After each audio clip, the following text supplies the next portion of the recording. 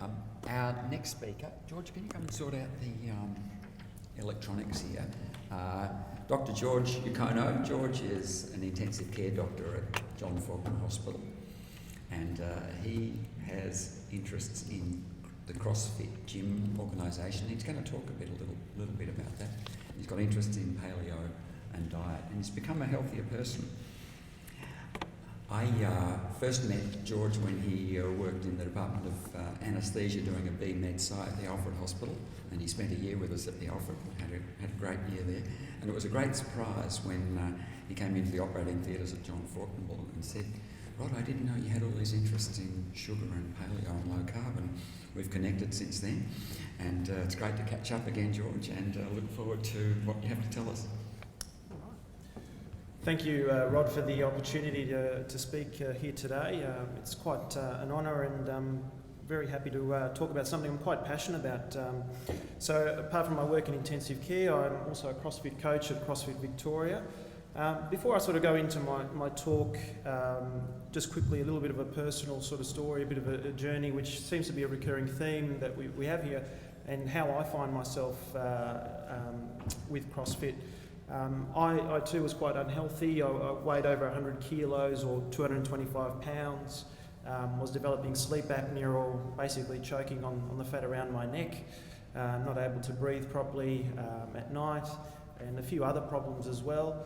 And I started Atkins, and within months lost quite a lot of weight, and over time started to feel better, and then got into exercise and eventually found CrossFit.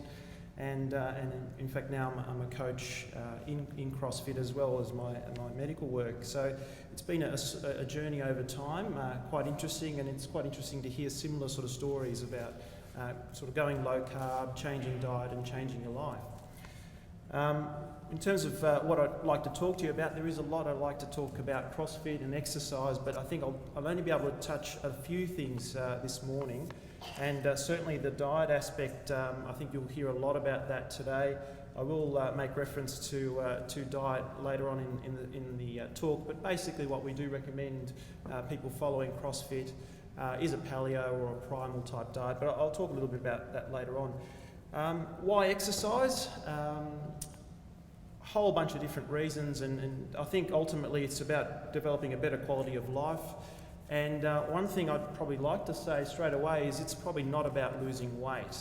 That is something I wouldn't put up there. I think nutrition and diet is the basis of good health, and anything additional to that will help, but I think looking at exercise is something that can help you help your health. If your nutrition is poor, is probably the wrong way to go about it. And in fact, I would recommend less exercise rather than more, and that's often the conventional wisdom of sort of doing more exercise.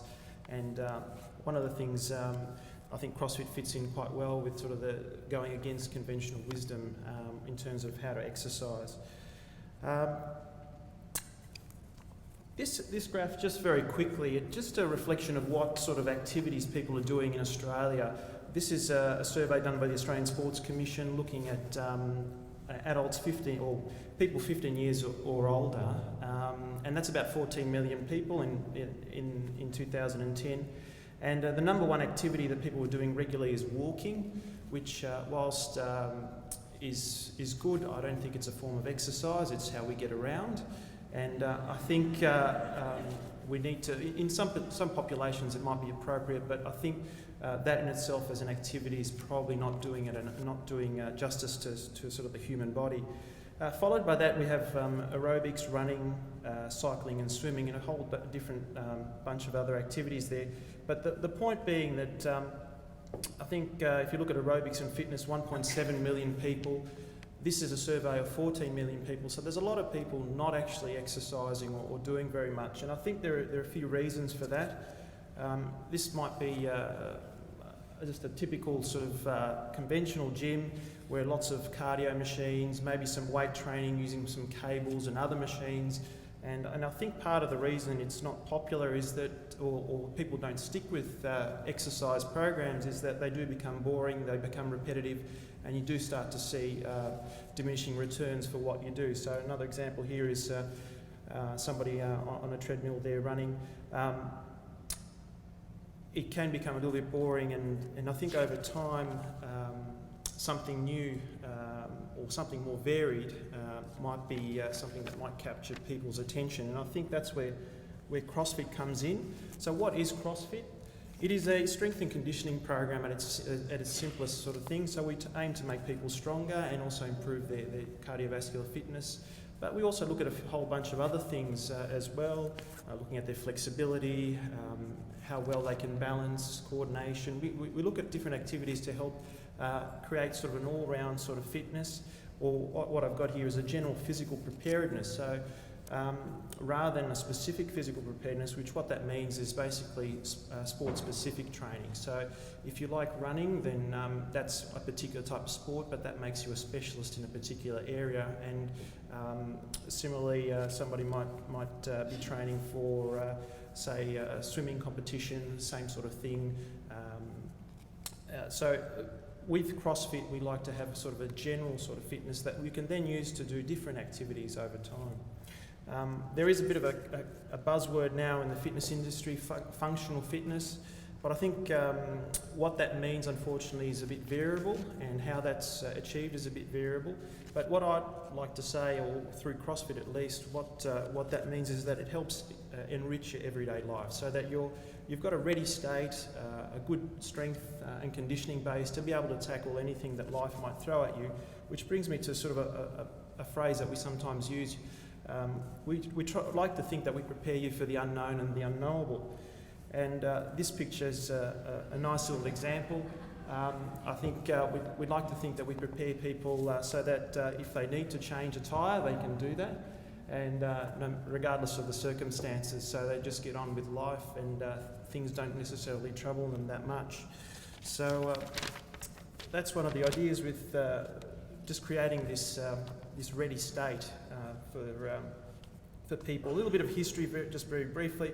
Created by a chap in America, Greg Glassman. He's had been a gymnast in his college years, and he stumbled upon this idea of using some weight training to help supplement his gymnastic work, and found that he got better at it. And from there came this idea of mixing different elements of different sports together into workouts, and he found that shorter workouts with varied activities had a better effect overall than maybe doing one thing at a time.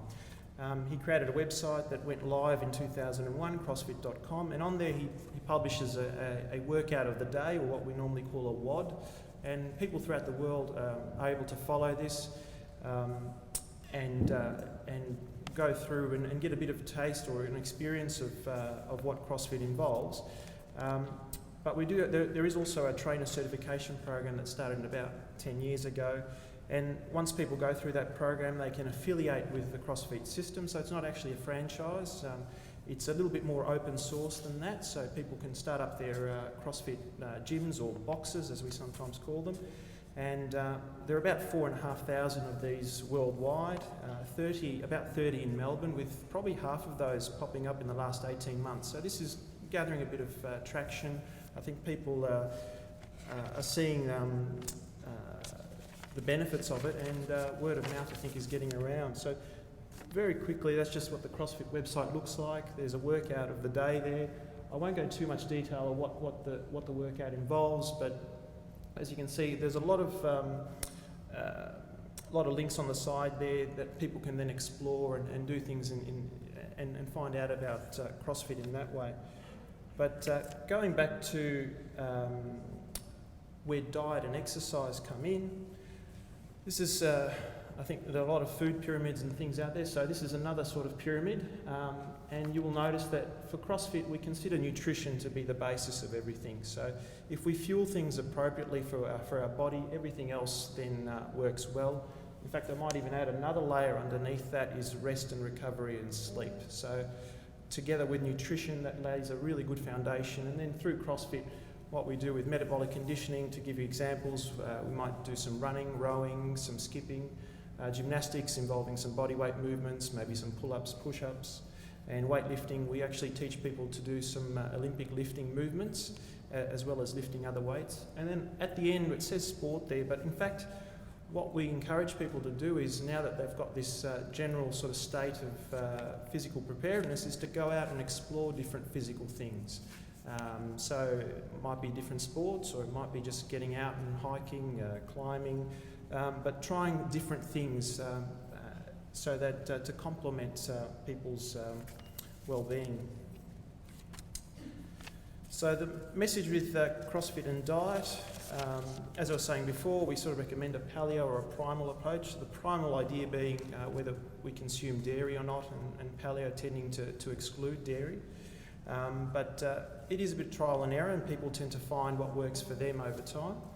And this is from the training manual that we study from for our certification, but basically at a very simple level, to eat meat and vegetables, nuts and seeds, some fruit, little starch and no sugar, and to keep intake to levels that will support exercise but not body fat. There's I think a lot there, but at the same time not a lot of specifics, and I think the reflection is that this is something that is really lifelong rather than a fad diet or a fad exercise regime, something that you incorporate over time and see what works for you, and tinker and adjust as you go along. So what does CrossFit involve? We run coached group classes, and by doing that I think it creates a sense of community. It's or certainly a small group that helps encourage people over time. So sometimes I feel like I need to exercise, or I'd like to exercise, but I'm feeling a little bit discouraged from doing that. Knowing that somebody else is there waiting for you, or that you've got a friend that's there, or say, are you coming tomorrow? Okay, I'll meet you there. Just helps you sort of keep you going with what you're doing. Our classes are about an hour in duration, and what we recommend is probably 3 to 5 times a week, maybe twice a week, particularly if somebody's doing some other activity to supplement what they're doing. And what the structure of what we do is basically some sort of warm-up and movement technique. So we do take movement quite seriously, and we do look at technique quite seriously. A lot of the stuff that we do, in fact, most of the stuff we do is without machines, without any sort of other things, free weights, barbells. So we want to make sure that that people's movements and biomechanics are spot on before we ramp things up over time. Then we might do the workout we will do the workout of the day, the WOD, and these vary in duration, but ultimately they tend to probably be less than 30 minutes in duration. More is not necessarily better, and it can increase levels of stress hormone, which then kicks in terms of adding to central obesity, weight gain and other problems. So we know that extending a duration of exercise is probably not in our best interest. So our workouts can be anything from 5 minutes to half an hour, and then we have some sort of cool down or stretching at the end of our classes. Just to give you an idea of what we do at the ground level, just a couple of examples. This is one of our workouts where for 20 minutes we'll be going through those 3 movements in those amounts of repetitions, and this is just a photo of our gym and people exercising there. So we have, as you can probably see, it looks fairly barren. We've got some pull-up bars, some weights in the background there, some lifting platforms around the gym, and people just cycling through the workout, and we've got 1 or 2 coaches going around making sure that everybody's movement's consistent over time. For those of you wondering, with pull-ups, how do we handle them if you can't do a pull-up? Men or women, certainly when they walk into the gym, most people don't have a pull-up, so we will use things like bands to assist us in progression. And one of the things with CrossFit is that we do scale things according to people's ability, and that with time everybody tends to improve as long as they're consistent with what they're doing. It's just another picture there. Another workout might be 3 rounds for time, so we use time as a factor, because we might use one workout 1 month and then several months later repeat that, and then you can compare your time. And generally, if you're improving, you'll see that over time, and we do encourage people to keep a journal of the activities that they're doing. So for example, here we're running around the block, not using treadmills, some ring dips, and again we've got a band there to help assist with the movement. So again, we are scaling it according to people's ability, and then some rowing to finish off that activity. And this is this is a final workout. I'll just show you a back squat where we're lifting heavy repetitions for just one repetition at a time and going through. So with that, the back squat, we're freestanding, back squat with the weight on our back, and it helps to develop a nice baseline strength in people. And what we find is as people get stronger, their ability to do the workouts improves, as well as their general health tends to just improve as well. Who does CrossFit? Anybody really. It has become quite used by law enforcement organisations, firefighters, the military, because of the portability of the equipment that we use. But just going back to our experience in our gym, we have people young and old, anything from early 20s to, in our gym at least, late 60s, but there are people that are older engaging in CrossFit. Any ability level and any sort of state. So I like to show this example of somebody CrossFitting there. And certainly in our gym we had someone who came to our gym and worked out in the group almost a few times a week, a couple of weeks before she delivered her baby, and we just scaled the workouts so that she could still be part of the group and still engage in things. Another example of scaling, and this lady's actually from the United States. She's actually 83 years old, so we're able to sort of scale things to all sorts of abilities.